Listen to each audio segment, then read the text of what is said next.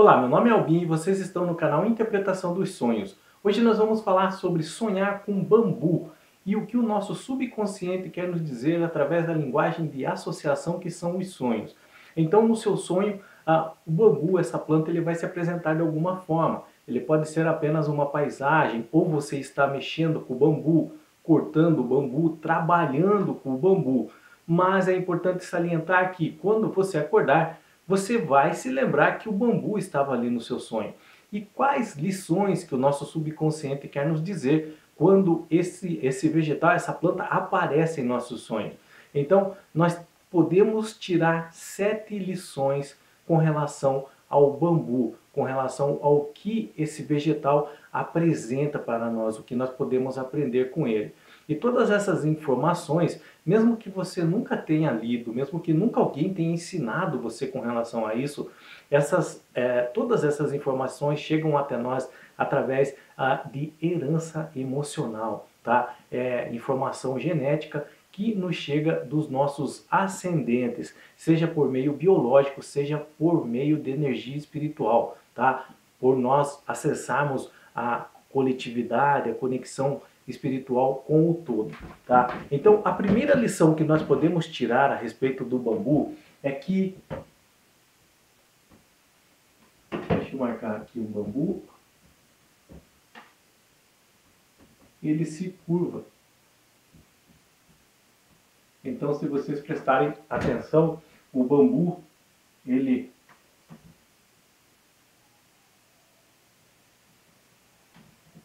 é um caule bem alto.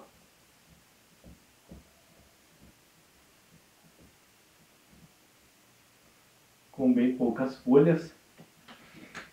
E quando venta muito forte, ele pode se curvar e voltar ao local de origem, sem se quebrar, tá?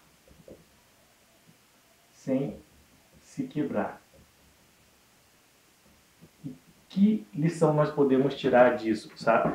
É sobre ter um jogo de cintura para enfrentarmos determinadas situações, ou mesmo nós suportarmos determinadas situações temporárias em nossa vida, objetivando algo maior. Um exemplo prático, algumas dificuldades que estamos enfrentando no trabalho e nós não causamos ela, tá? É uma outra causa que está acontecendo. E às vezes nós ficamos um pouco estressados, nervosos com essa situação, queremos jogar tudo para o alto, mas nós dependemos desse trabalho, nós dependemos do ganho dele no final do mês. Então nós temos que ter um jogo de cintura para lidar com essa situação e às vezes até mesmo suportar algumas coisas que nós sabemos que serão temporárias. Então, com relação a esse entendimento do bambu, que ele se curva com o vento, quando o vento bate, esquerda, direita, frente, trás, é sobre esse jogo de cintura que nós devemos ter não só no trabalho, mas em nossa vida em si, seja na família, seja num relacionamento, seja num estudo, numa faculdade, numa escola. Nós não podemos ser ríspidos demais, áspidos demais, porque senão o que acontece? Nós vamos quebrar. Tá? Se, por exemplo, o bambu não tivesse essa envergadura e batesse um vento, ele ia rachar. A mesma coisa com relação às nossas vidas, os relacionamentos. Às vezes nós queremos ser duro demais e nós rachamos sem jogo de cintura. E aí o arrependimento vem, as dores emocionais, elas começam a acontecer conosco. E aí nós se arrependemos. Então por isso que nós temos que ter tais jogos de cintura. Não confundam sobre não dizer não. Há situações que realmente nós sabemos que vão nos fazer muito mal emocionalmente. Então nós temos que nos impor um pouco às vezes e saber dizer não. Com relação a isso é um jogo de cintura, ter maleabilidade em alguns casos, em alguns relacionamentos, ok? Qual que é a lição 2 que o bambu pode estar ensinando? Ele tem raízes profundas. Ele tem raízes bem profundas, essa planta. E o que nós podemos aprender com isso? Que a nossa vida, nós temos que buscar uma espiritualidade plena.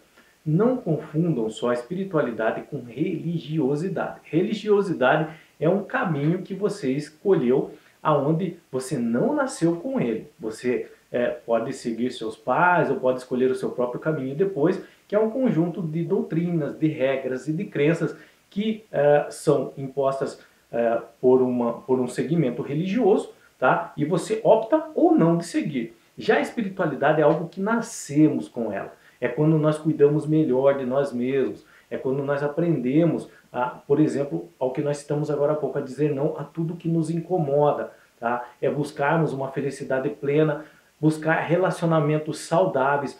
Tudo isso é espiritualidade. Tá? E ao mesmo tempo se conectar com uma espiritualidade superior que a todos conecta. Tá? Então, com relação a essas raízes profundas do bambu, é sobre isso. É sobre nós desenvolvermos essa espiritualidade em nossas vidas. Nós cuidarmos melhor de nós mesmos e também dos relacionamentos que nos cercam de uma maneira que seja saudável para mim e seja saudável para o próximo. Tá? Uma terceira lição que nós podemos aprender com o bambu. O bambu é uma planta que ela nunca está só. Então, o caule do bambu ele nunca vai estar sozinho. Ele sempre vai ter, para quem já viu, para quem já só viu por foto, mas ele sempre vai ter um conjunto de caules com ele. Muitos e vários brotinhos nascendo no chão aos pés daquela planta. Então, nunca estar sozinho é sobre se cercar de pessoas que realmente se importam contigo, tá? Que realmente pode agregar valores à sua vida, e a mesma coisa você também ser recíproco com relação a isso. Porque se você só quiser trazer pessoas que fazem bem para você, mas você não faz bem para elas, isso está sendo egoísmo da sua parte. Então, essa reciprocidade ela tem que ser verdadeira. Trazer pessoas que te fazem bem, mas você também compartilhar o bem com elas. Então são relacionamentos saudáveis, como acabamos de citar, tá? Nunca estar sozinho. Nós estamos aqui nesse plano espiritual, nessa terra, para evoluirmos. E nós não vamos conseguir evoluir sozinhos. Nós evoluímos através dos relacionamentos. Nós aprendemos através dos relacionamentos. Pensem nisso, sempre tenham isso em mente e no coração, tá? Uma quarta lição que o bambu pode nos ensinar. Ele não cria galhos. O bambu ele não tem galhos. Eles têm pequenas ramificações, onde nessas ramificações tem as folhinhas, mas não são galhos. E o que nós podemos trazer com relação a isso de aprendizado para a nossa vida? Que nós não devemos nos apegar, por exemplo, ao passado, a lembranças que nos fazem mal emocionalmente. Ficar revirando muito o passado vai nos fazer mal. Não criar galhos é não ter apegos emocionais que nos prejudicam em nossas vidas. Qualquer tipo de apego. Vícios, para vocês terem ideia, é um tipo de apego. E esses vícios, eles nos fazem mal. Então é sobre não termos apegos emocionais em nossas vidas. Tanto os emocionais como os físicos também. Tá? Uma quinta lição que o bambu pode nos trazer. A presença de nós. O que são os nós? São aquelas separações que aparecem nos caules, tá? São chamados de nós do bambu. E com relação a isso, nós podemos entender que cada nó desse é um ciclo que nós desenvolvemos em nossa vida, tá? Então, a cada nó desse é um ciclo que nós vencemos e vamos pulando a etapa para um próximo ciclo e assim por diante. E cada ciclo desse vai nos trazer oportunidades de aprendizado e de evolução. O que nós não podemos ficar é parados em apenas um ciclo, porque daí nós não cresceremos. Então, os ciclos eles devem ser fechados através das nossas decisões e escolhas, quando a espiritualidade assim nos apresentar, para que um novo ciclo comece e ali haverão outras oportunidades de crescimento, outros desafios. Deve entender só que novos ciclos não significa que você não vai enfrentar dificuldades, que você não vai ter problemas.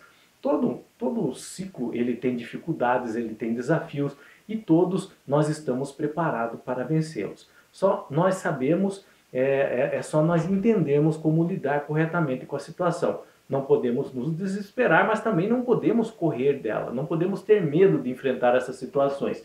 Então, com relação a esses nós no bambu, é sobre ciclos, e cada ciclo que nos apresenta, que a espiritualidade nos apresenta, é sobre oportunidades, novas oportunidades em nossa vida, de aprender, de crescer e de se relacionar.